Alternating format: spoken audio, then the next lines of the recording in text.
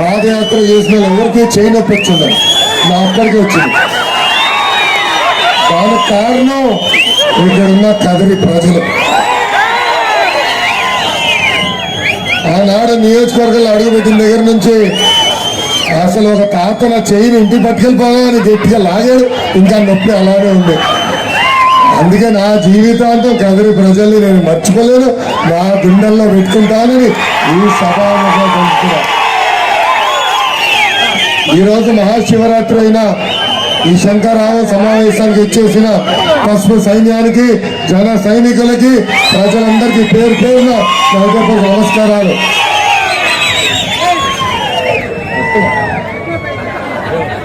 నాకన్నా స్పీడ్, అది ప్రాబ్లం.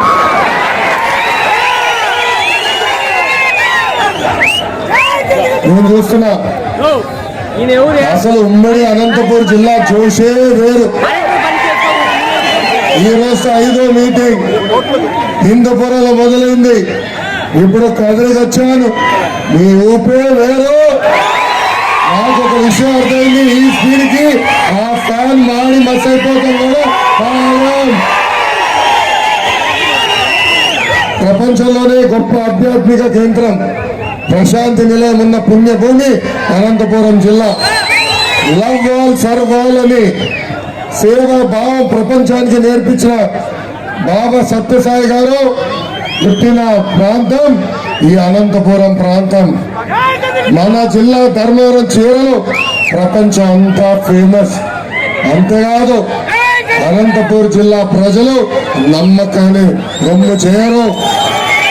ఎవరన్నా బాగా పని చేస్తే వాళ్ళని గుండెల్లో కాపాడుకుంటారు. ఎవరన్నా జగన్ లాగా తప్పు చేస్తే తోలు కూడా తీసే శక్తి అనంతపూర్ జిల్లా ప్రజలకు ఉంది. భూమి కంటే ఎక్కువ భారం మోసేది మహిళ. ఈరోజు మహిళా దినోత్సవం సందర్భంగా ఆంధ్ర రాష్ట్ర వ్యాప్తంగా ఉన్న మహిళలందరికీ నా 2 చేతులు జోడించి నేను నమస్కరిస్తున్నాను. మొన్న ఆంధ్ర రాష్ట్ర ముఖ్యమంత్రి మహిళలతో మీటింగ్ పెట్టాడు.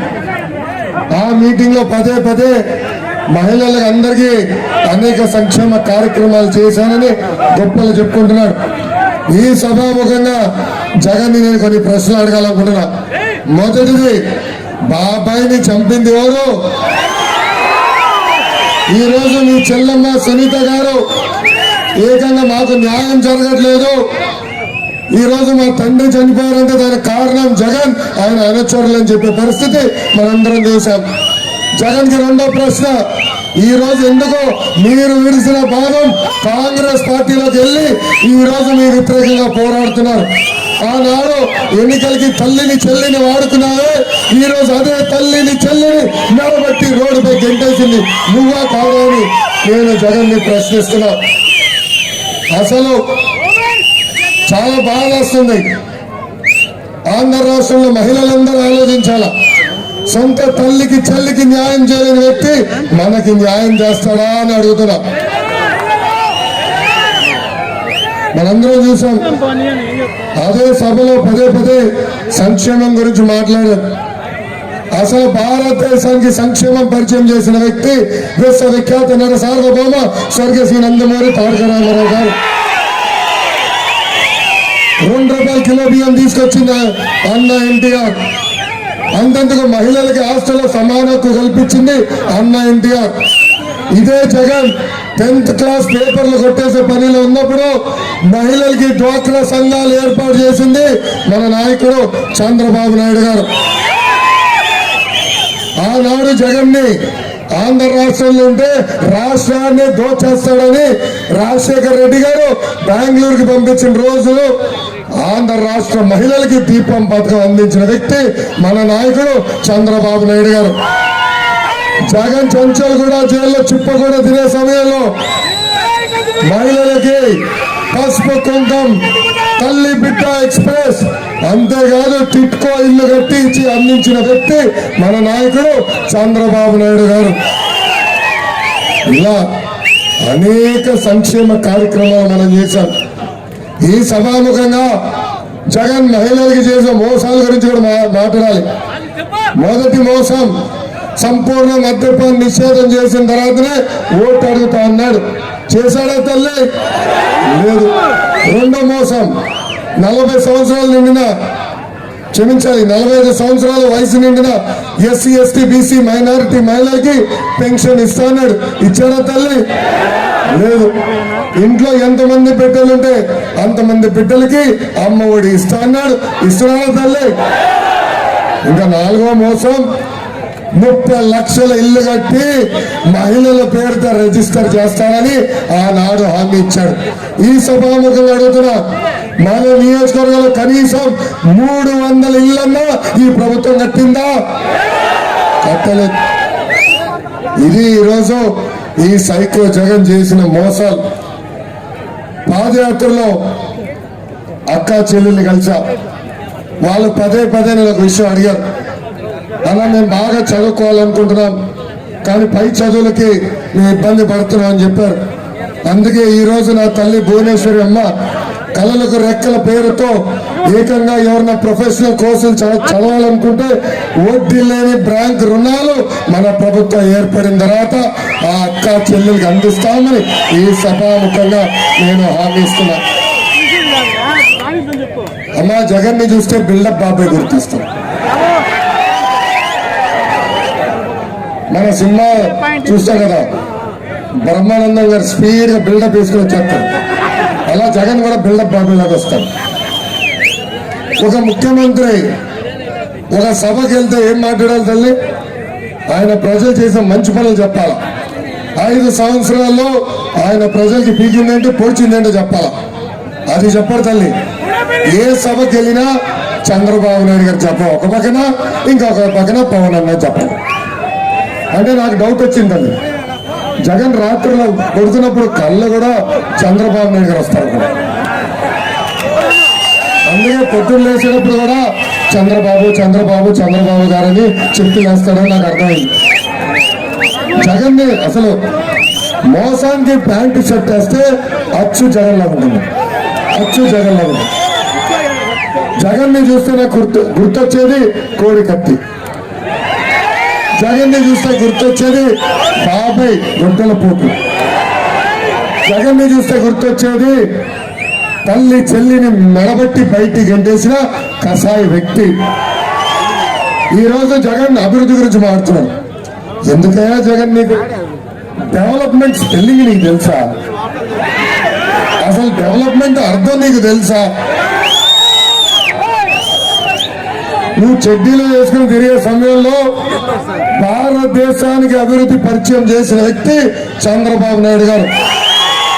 ఆనాడు ఉమ్మడి రాష్ట్రానికి ఒక మైక్రోసాఫ్ట్ కానీ, ఇన్ఫోసిస్ కానివ్వండి, హైదరాబాద్ లో సైబర్ టవర్ కానివ్వండి, ఎయిర్పోర్ట్ కానివ్వండి, రింగ్ రోడ్ కానివ్వండి, ఐఎస్బి కానివ్వండి, నల్సార్ కానివ్వండి, ఇలాంటి అనేక ఇన్స్టిట్యూషన్స్ తీసుకొచ్చిన వ్యక్తి చంద్రబాబు నాయుడు గారు. అంతెందుకు జగన్ ఉన్న చంచల్ కూడా జైలు కూడా అభివృద్ధి చేసిన వ్యక్తి మన నాయకుడు చంద్రబాబు నాయుడు గారు. ఇక 2014 నుంచి 19 మధ్య మనం చేసిన అభివృద్ధి కార్యక్రమాలు చెప్పుకుపోతే ఒక రోజంతా పడుతుంది. కరువు ప్రాంతం లాంటి అనంతపూర్కి కియా తీసుకొచ్చిన ఘనత Telugu Desam party. Foxconn, Celkon, TCL, HCl, Zoho ఇట్లా చెప్పుకుంటూ పోతే వేలాది పరిశ్రమలు ఆంధ్ర రాష్ట్రానికి తీసుకొచ్చిన వ్యక్తి మన నాయకుడు చంద్రబాబు నాయుడు గారు. ఈ సభాముఖంగా జగన్ కి ఒక బంపర్ ఆఫర్ ఇస్తున్నా. టైం డేట్ నువ్వు ఫిక్స్ చేయి. అభివృద్ధి సంక్షేమం పైన చర్చించడానికి నేను సిద్ధం, నువ్వు సిద్ధమా అని అడుగుతున్నా. మళ్ళీ విజయసాయి రెడ్డిని పంపిస్తా, సాక్షి విలేకరిని పంపిస్తా, నేను సజ్జల రామకృష్ణారెడ్డిని పంపిస్తానంటే ఇది కుదరదు. టైం డేట్ ఫిక్స్ చేయండి, వచ్చేదానికి నేను సిద్ధమని ఈ సభాముఖంగా మళ్ళీ నేను సవాల్ ఇస్తున్నా. జగన్ ని చూస్తే ఒక కటింగ్ ఫిట్టింగ్ మాస్టర్ గుర్తొస్తాడు. నేను ఇక్కడ సమావేశం బహిరంగ సభలో కూడా చెప్పా, జగన్ కి 2 బటన్లు ఉంటాయి, ఒకటి బొలుగు బటన్, ఒకటి ఎర్ర బటన్. బొలుగు బటన్ నొక్కుతాడు తల్లి, అకౌంట్ లో 10 రూపాయలు పడుతుంటాయి. కానీ ఎర్ర బటన్ నొక్కుతాడు తల్లి, అకౌంట్ నుంచి 100 రూపాయలు విషయం పడుతుంది. ఎట్లా పోతుందో చెప్పాలి కదా తల్లి. కరెంటు ఛార్జీలు 9 సార్లు పెంచి బాధుడే బాధుడు, ఆర్టీసీ ఛార్జీలు 3 సార్లు పెంచి బాధుడే బాధుడు, క్వార్టర్ ధరలు పెంచి ఇంటి పన్ను చెత్త పన్ను పెంచి పెట్రోల్ డీజిల్ గ్యాస్ ధర పెంచి నిత్యావసర సరుకుల ధరలు పెంచి ఇంకా కటింగ్ మాస్టర్ ఉన్నాయి కదా, అన్న క్యాంటీన్ కట్, పండగ కానుక కట్, పెళ్లి కానుక కట్, రైతులకు రావాల్సిన డ్రిప్ ఇరిగేషన్ కట్, 6 లక్షల వృద్ధులకు రావాల్సిన పెన్షన్ కట్, ఇట్లా చెప్పుకుంటూ పోతే 100 సంక్షేమ కార్యక్రమాలు కట్ చేసిన ఏకైక ముఖ్యమంత్రి ఈ సైకో జగన్. మీ అందరి ఆశీస్సులతో 3132 కిలోమీటర్లు నేను పాదయాత్ర చేశాను. ఇంకొక 10 రోజులతో కదిరిలో నేను పాదయాత్ర చేసి కరెక్ట్ గా 1 సంవత్సరం అవుతుంది. ఆనాడు మీరు పడుతున్న కష్టాలు తెలుసుకున్నా, నేను నేరుగా చూసా. అందుకే పవన్ అన్న చంద్రబాబు గారితో చర్చించిన తర్వాత బాబు సూపర్ 6 హామీలు మేము ప్రకటించాం. తెలుగుదేశం జనసేన ప్రభుత్వం ఏర్పడిన మొదటి 5 సంవత్సరాలు 20 లక్షల ఉద్యోగాలు కల్పించే బాధ్యత మన ప్రభుత్వం తీసుకుంటుంది. ఉద్యోగాలు వచ్చే వరకు ప్రతి నెల 3,000 రూపాయలు నిరుద్యోగ భృతి కూడా అందజేస్తాం. స్కూల్కి వెళ్ళే ప్రతి విద్యార్థి తల్లిదండ్రుల అకౌంట్ లో ప్రతి ఏడా 15,000 రూపాయలు మన ప్రభుత్వం వస్తుంది. అంటే ఒకరుంటే 15,000, ఇద్దరుంటే 30,000, ముగ్గురుంటే 45,000 రూపాయలు మన ప్రభుత్వం ఇస్తుంది. ఇంకా 3వ హామీ, రైతుల ఆత్మహత్యలు పెరిగిపోయినాయి. అందుకే రైతులను ఆదుకునేదానికి ప్రతి ఏడా 20,000 రూపాయలు ఆర్థిక సహాయం కూడా మన ప్రభుత్వం అందించబోతుంది. ఇంకా 4వ హామీ, ప్రతి సంవత్సరం ఉచితంగా 3 గ్యాస్ సిలిండర్లు ప్రతి కుటుంబానికి కూడా అందించే బాధ్యత మన ప్రభుత్వం తీసుకుంటుంది. ఇంకా 18 నుంచి 59 సంవత్సరాల వయసు కలిగిన మహిళలకి ప్రతి నెల 1,500 రూపాయలు ఇస్తాం.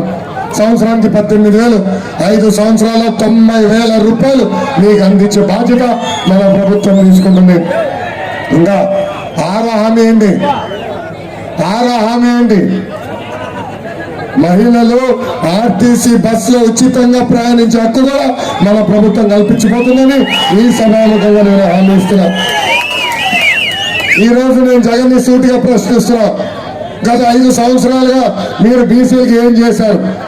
26,000 మంది బీసీల పైన దొంగ కేసులు పెట్టారు. 300 బీసీని అతి కిరాతకంగా మీరు చంపేశారు. మనందరం చూసాం. ఒక అమర్నాథ్ గౌడ్, నందం సుబ్బయ్య గారు, చంద్రయ్య గారు, జాలయ్య గారు, ఇట్లా అనేక మంది బీసీలని ఈ ప్రభుత్వం చంపేసింది. బీసీలకి రావాల్సిన 30 సంక్షేమ కార్యక్రమాలు కూడా ఈ ప్రభుత్వం రద్దు చేసింది. అంతేకాదు 75,000 కోట్ల బీసీ సప్లాన్ని పక్కదారి మళ్లించింది ఈ ప్రభుత్వం. బీసీలు పడుతున్న కష్టాలు చూశాం. అందుకే పవన్ అన్న చంద్రబాబు గారు కలిసి జై హో బీసీ గర్జనలో బీసీలకి ఒక ప్రత్యేక డిక్లరేషన్ పెడతాం జరిగింది. దాంట్లో మనం ఇచ్చే మొదటి హామీ, బీసీలకి 50 ఏళ్ళకి పెన్షన్ అందించే బాధ్యత మన ప్రభుత్వం తీసుకుంటుంది. అది కూడా ప్రతి నెల 4,000 రూపాయలు అందిస్తాం. రెండోది, బీసీల కోసం ఒక ప్రత్యేక రక్షణ చట్టం మన ప్రభుత్వం తీసుకొస్తుంది. 3వ హామీ, బీసీ సప్లాన్ కింద 5 సంవత్సరాలు 1,50,000 కోట్లు ఖర్చు పెట్టే బాధ్యత మేము తీసుకుంటాం. స్థానిక సంస్థల్లో ఈ ప్రభుత్వం బీసీలకి రావాల్సిన రిజర్వేషన్ 10% తగ్గించింది. మన ప్రభుత్వం ఏర్పడిన వెంటనే తగ్గిన 10% రిజర్వేషన్ మళ్ళీ ఇప్పించే బాధ్యత మేము తీసుకుంటామని బీసీ సోదరులకి నేను హామీ ఇస్తున్నాం. స్వయం ఉపాధి కోసం 5 సంవత్సరాల 10,000 కోట్ల రూపాయలు ఖర్చు పెడతాం. ఆదరణ పథకం ద్వారా 5,000 కోట్ల రూపాయలు ఖర్చు పెట్టి పన్నుమట్లు కూడా అందించే బాధ్యత మన ప్రభుత్వం తీసుకుంటుంది. ఇంకా చంద్రన్న బీమా కింద 10 లక్షల రూపాయలు అందజేస్తాం. బీసీ సోదరుల ఇంట్లో పెళ్లి జరిగితే పెళ్లి కానుక కింద 1,00,000 రూపాయలు కూడా మన ప్రభుత్వం ఇవ్వబోతుంది. తరతరాలుగా బీసీ సోదరులకు విషయాలు ఇబ్బంది పడుతున్నారు. 6 నెలలకు ఒకసారి వెళ్ళి మీరు మీ బీసీ సర్టిఫికెట్ ని రెన్యువల్ చేసుకోవాల్సిన పరిస్థితి వస్తుంది. ఇది పోవాలి. అందుకే మన ప్రభుత్వం ఏర్పడిన వెంటనే బీసీలకి పర్మనెంట్ కాస్ట్ సర్టిఫికెట్లు కూడా ఇప్పించే బాధ్యత మన ప్రభుత్వం తీసుకుంటుంది. ఇంకా చివరి హామీ, నేను పాదయాత్రలో చూసా అనేక బీసీ భవనాల పనులు ఆనాడు మన ప్రభుత్వం ప్రారంభించింది. ఇప్పుడు ఈ ప్రభుత్వ అధికారులు వచ్చిన తర్వాత ఆ పనులు పూర్తి చేయాల. మన ప్రభుత్వం ఏర్పడిన మొదటి 2 సంవత్సరాలు ఆ బీసీ భవనాలు కూడా పూర్తి చేసే బాధ్యత మేము తీసుకుంటామని ఈ సభాముఖంగా నేను హామీ ఇస్తున్నా. అనంతపురం జిల్లా అంటే మా పుట్టినిల్లుకి వచ్చినట్టుంది. ఆనాడు అన్న ఎన్టీఆర్ ని గెలిపించి శాసనసభకే కాదు ఆంధ్ర రాష్ట్రానికి ముఖ్యమంత్రిగా పంపించిన ఘనత ఒక అనంతపూర్ జిల్లాకి దక్కుతుంది. అందుకే అన్నగారి దగ్గర నుంచి బాబు గారి వరకు డబుల్ ప్రేమతో అనంతపూర్ జిల్లాని అభివృద్ధి చేశారు. కరూరు జిల్లాలో ఈరోజు కార్లు పండించే విధంగా చేసిన వ్యక్తి చంద్రబాబు నాయుడు గారు. ఒక కియా అనుబంధ సంస్థలు తీసుకొచ్చి 50,000 మందికి ఉద్యోగాలు కూడా కల్పించిన ఘనత మన ప్రభుత్వాన్ని. అంతేకాదు 2014 నుంచి 2019 వరకు 130,000 మంది రైతులకి 90% సబ్సిడీ ద్వారా డ్రిప్ ఇరిగేషన్ కూడా అందించిన ఘనత మన ప్రభుత్వాన్ని. జిల్లాను ఒక హార్టికల్చర్ హబ్ గా తీర్చిదిద్దాం. అరటి రైతుల ఆదాయాన్ని రెట్టింపు చేశాం. ఇంతేకాదు ఆనాడు కరువు వచ్చి మన చెట్లు చనిపోతే ఏకంగా వాటర్ ట్యాంకర్లు పంపించి చీనీ చెట్లు కూడా కాపాడిన వ్యక్తి మన నాయకుడు చంద్రబాబు నాయుడు గారు. ఆనాడు వేదికలో ఉన్న పెద్దలందరూ శాసనసభ్యులుగా ఉండే కరువు తీవ్రంగా ఉందని చెప్తే ఏకంగా ఒకే ఒక సంవత్సరంలో 2,000 కోట్ల రూపాయలు ఇన్పుట్ సబ్సిడీ కూడా ఇచ్చిన ప్రభుత్వం తెలుగుదేశం ప్రభుత్వం. కానీ మీరేం చేశారు? పాలిచ్చే ఆవు వద్దని తన్నే దున్నపోతు ప్రభుత్వాన్ని గెలిపించారు. రాయలసీమ రైతులకి జీవనాడిగా ఉన్న డ్రిప్ ఇరిగేషన్ ని ప్రభుత్వం రద్దు చేసింది. అంతేకాదు జగన్ ఒక దరిద్రపు పాదం అడుగు పెట్టిన దగ్గర నుంచి చూసాం. ఎప్పుడు రాని విధంగా 30 సంవత్సరాల్లో రాని విధంగా ఈ రోజు మన కరువు వచ్చింది. కనీసం తాగునీరు కూడా ఈ ప్రభుత్వం అందించే పరిస్థితి లేదు. ఇక్కడున్న రైతాంగాన్ని అడుగుతున్నా, ఇన్పుట్ సబ్సిడీ ద్వారా ₹1 ఈ ప్రభుత్వం మనకి సాయం చేసిందా? లేదు. అంతేకాదు ఆనాడు పట్టు రైతులకి అనేక సంక్షేమ కార్యక్రమాలు మనం చేశాం. ఈ రోజు అదే పట్టు రైతుల్ని ఏకంగా మెడబెట్టి బయటికి గెంటేసింది ఈ ప్రభుత్వం. తెలుగుదేశం పార్టీ హయాంలో 15 లక్షల ఎకరాల్లో ఏకంగా వేరుశెనగ పంట వేస్తే ఈ ప్రభుత్వ అధికారులకు వచ్చిన తర్వాత అది 3 లక్షలకు పడిపోయే పరిస్థితి మనందరం చూస్తున్నాం. ఎన్నికల ముందల పెద్ద పెద్ద మాటలు చెప్పాడు. 3,000 కోట్ల రూపాయలతో ధరల స్థిరీకరణ నిధి ఏర్పాటు చేస్తాడు. గత 5 సంవత్సరాలుగా ₹1 కూడా ఈ రోజు ఈ ప్రభుత్వం ఖర్చు పెట్టలేదు. అందరూ ప్రాజెక్ట్ పూర్తి చేస్తున్నారు, ఒక తట్ట మట్టి ఎత్తలేదు. హెచ్ఎల్సి ఆధునీకరణ చేస్తున్నారు, ఒక సిమెంట్ బస్తా వేయలేదు.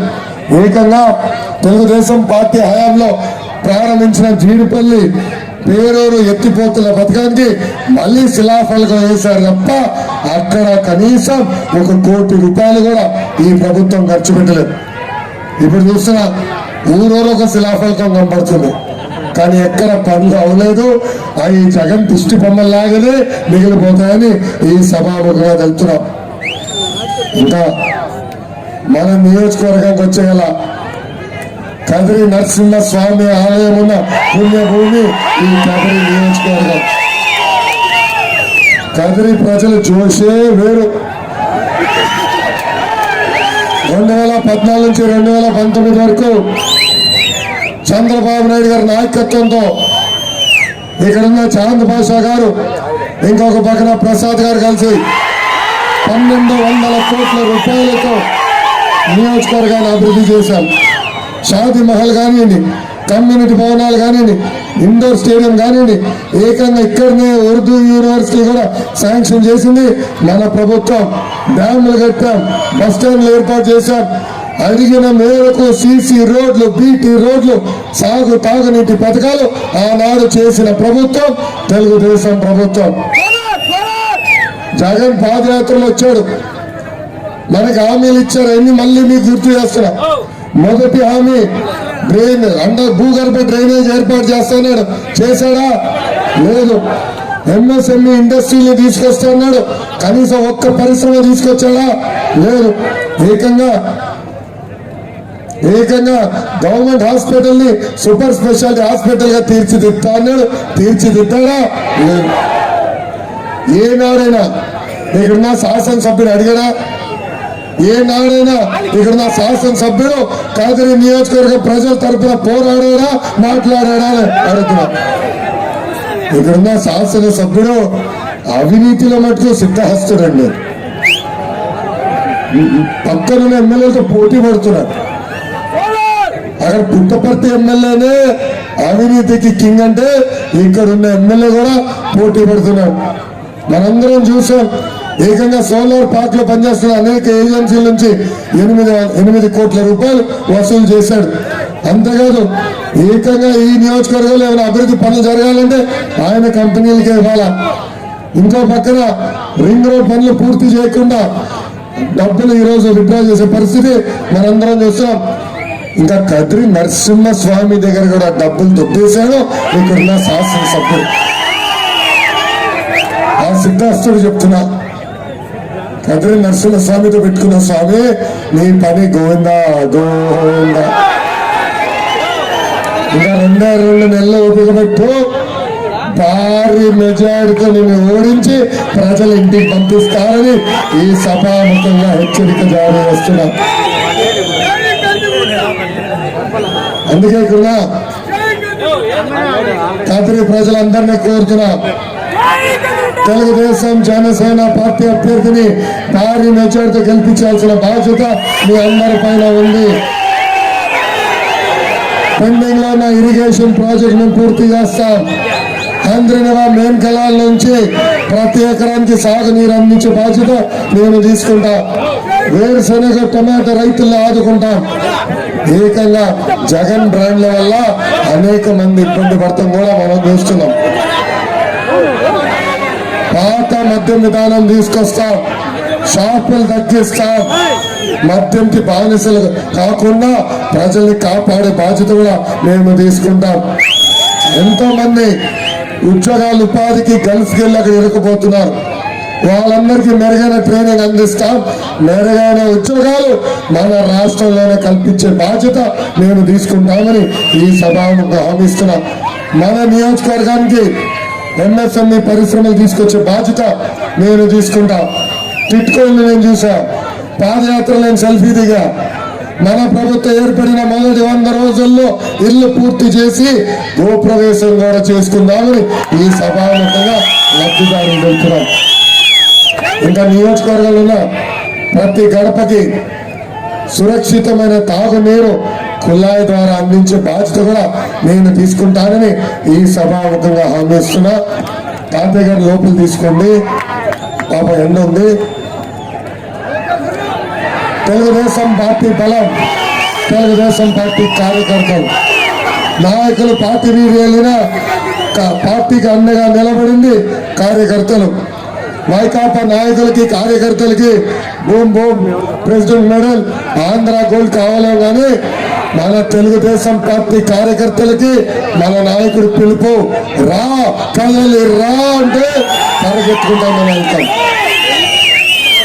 నాకు అక్కా చెల్లెలు లేరు, అన్నా తమ్ముడు లేరు. 60 లక్షల మంది అక్క చెల్లెలు అన్నా తమ్ముడు లాగా ఇచ్చిన వ్యక్తి అన్నా ఎన్టీఆర్.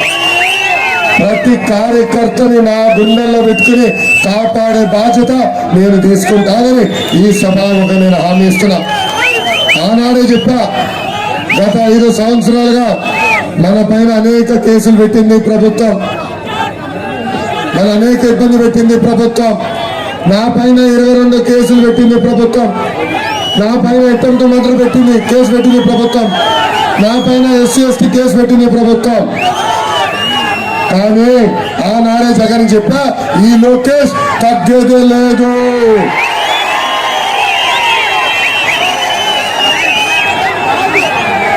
నేను కాకినాడ హామీ ఇచ్చే కార్యకర్తలకి ఏ అధికారులైతే చట్టాన్ని ఉల్లంఘించమని ఇబ్బంది పెట్టారో వాళ్ళందరి పేర్లు ఈ పుస్తకంలో ఉన్నాయి. ఏ వైకాపా నాయకులు మన పైన దాడి చేశారో వాళ్ళందరి పేర్లు కూడా ఈ పుస్తకంలో ఉంది.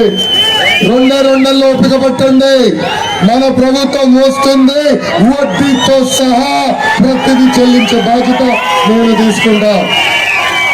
రేపు జ్యుడిషియల్ ఎంక్వైరీ చేస్తాం. అధికారులు అవసరమైతే ఎంక్వైరీ రిపోర్ట్ మేరకు సర్వీస్ నుంచి డిస్మిస్ చేసి జైలుకు కూడా పంపించే బాధ్యత నేను తీసుకుంటానని ఈ సభాముఖంగా హామీ ఇస్తున్నా. ఈ ఎర్రబుక్ చూస్తే వైకాపా నాయకులు కూర్చోబడుతుంది. సుప్రీంకోర్టు వరకు వెళ్ళింది తల్లి ఎర్రబుక్. సుప్రీంకోర్టుకి వెళ్ళారు వైకాపా నాయకులు. లోకేష్ ఊరు తిరుగుతా ఎర్రబుక్ చూపిస్తున్నాడు. మమ్మల్ని కాపాడండి, నాన్ బెయిలబుల్ వారెంట్ ఇష్యూ చేయండి అని పదే పదే చెప్తున్నారు. ఈ సభాముఖంగా జగన్ చెప్తున్నా, ఇక్కడనే ఉన్నా, కదిరిలోనే ఉన్నా. నేనేమైనా తప్పు చేసుంటే ప్రజల ముందర పెట్టి నన్ను అరెస్ట్ చేయి. నీలాగా పరదాలు కట్టుకుని తిరిగే అలవాటు నాకు లేదు. ఆనాడు చూశాం 53 రోజులు చేయని తప్పుకి చంద్రబాబు నాయుడు గారిని రాజమండ్రి జైల్లో బంధించారు. ముందల 3,000 కోట్ల అవినీతి అన్నారు. దాని తర్వాత 270 కోట్ల అవినీతి అన్నారు. ఇప్పుడు 27 కోట్ల అవినీతి అంటున్నారు. నేను అడుగుతున్నా జగన్కి, ఎన్ని కేసులు పెడతా పెట్టుకో. ఆ ఎఫ్ఐఆర్ మర్చి ఎక్కడ పెడుతున్నా పెట్టుకో. పాములకే భయపడిన కుటుంబం మాదే. నువ్వు పెట్టే చిల్లర కేసులకి మేము భయపడతామా? కార్యకర్తలందరూ చెప్తున్నా, అన్న ఎన్టీఆర్ మన దేవుడు, బాబు గారు మన రాముడు. కానీ వైకాపా నాయకులకి లోకేష్ మూర్ఖుడు. ప్రతిదీ వడ్డీతో సహా చెల్లించే బాధ్యత నేను తీసుకుంటానని మీకు నేను హామీ ఇస్తున్నా. ఆనాడు బాబు గారిని అరెస్ట్ చేసినప్పుడు తమ్ముడు కూర్చోమ్మా, కూర్చో. తెలుగుదేశం పార్టీ క్రమశిక్షణకి మారు పేరు తెలుగుదేశం పార్టీ. అర్థం చేసుకోవాలి తమ్ముడు, దయచేసి అర్థం చేసుకో ప్లీజ్. ఆనాడు బాబు గారిని అరెస్ట్ చేస్తే నాకు ఫోన్ చేసిన మొదటి వ్యక్తి పవన్ అన్న. ఆనాడు ఆయన నాకు ఒకే చెప్పాడు, తమ్ముడు నువ్వు ముందరికెళ్ళి ఒక అన్నగా నీకు అండగా నిలబడతానని చెప్పాను. పవన్ అన్న ప్రత్యేక విమానంలో రావాలనుకున్నప్పుడు ఏకంగా విమానానికి పర్మిషన్ క్యాన్సిల్ చేసింది ఈ ప్రభుత్వం. రోడ్ మార్గంలో రావాలనుకున్నప్పుడు బార్డర్ దగ్గర దాదాపు 3 గంటల సేపు ఆపి ఇబ్బంది పెట్టింది ఈ ప్రభుత్వం. ఆనాడే పవన్ అన్న నిర్ణయం తీసుకున్నాడు. తెలుగుదేశం జనసేన పార్టీ కలిసి ఈ సైకో జగన్ని తరిమి కొట్టాలని. అందుకే జన సైనికులకి పసుపు సైన్యానికి పిలిపిస్తున్నా. జన సైనికుల పేరుతో పసుపు సైన్యం పైన దొంగ పోస్టులు పెడుతున్నారు ఈ పేటీఎం బ్యాచ్. అదేవిధంగా పసుపు సైన్యం పేరుతో జన సైనికుల్ని తిడుతూ దొంగ పోస్టులు పెడుతున్నారు ఈ పేటీఎం బ్యాచ్. మనందరం అప్రమత్తంగా ఉండాలా. మన లక్ష్యం ఒకటే, ఏంటది? సైకో పోవాలి, సైకిల్ రావాలి. ఆ నినాదానికి మనందరం కట్టుబడి ఉండాలని ఈ సభాముఖంగా కోరుతున్నాం. ఈ శంకరరావం కార్యక్రమం ద్వారా క్లస్టర్ యూనిట్ బూత్ అధ్యక్షులందరికీ ఒక పిలిపిస్తున్నా. అన్నగారు బ్యాగ్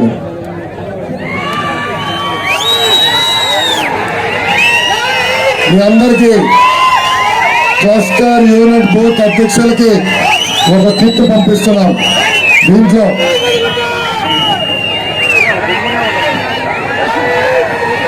దీంట్లో 25 క్యాలెండర్లు ఇట్లా గుంపుగా 25 క్యాలెండర్లు కట్టి మీకు మేము పంపిస్తున్నాం. ఇలా 10 పంపిస్తాం. అంటే మీ బూత్ లో ఎన్నిళ్ళున్నా దాని ప్రకారం 250 350 ఈ క్యాలెండర్లు మీకు పంపిస్తాం. వచ్చే 10 రోజులు ఇది ప్రతి గడపకి చేర్చాల్సిన బాధ్యత క్లస్టర్ యూనిట్ బూత్ అధ్యక్షుల పైన ఉంది. ఒక పక్కన మన ఇచ్చే 6 హామీలు ఉన్నాయి, ఇంకో పక్కన మన క్యాలెండర్ ఉంది. ఈ సంవత్సరం క్యాలెండర్ ఉంది. ఇది ప్రతి గడపకి ఎందుకు చేర్చమంటున్నానంటే రేపు మన ప్రభుత్వం ఏర్పడిన తర్వాత ఈ 6 హామీలు నిలబెట్టుకుని మళ్ళీ అదే గడప తొక్కి చూడు తల్లి 6 హామీలు మేము నిలబెట్టుకుని చెప్పేదానికి ఇది ప్రతి గడపకు చేర్చాలి.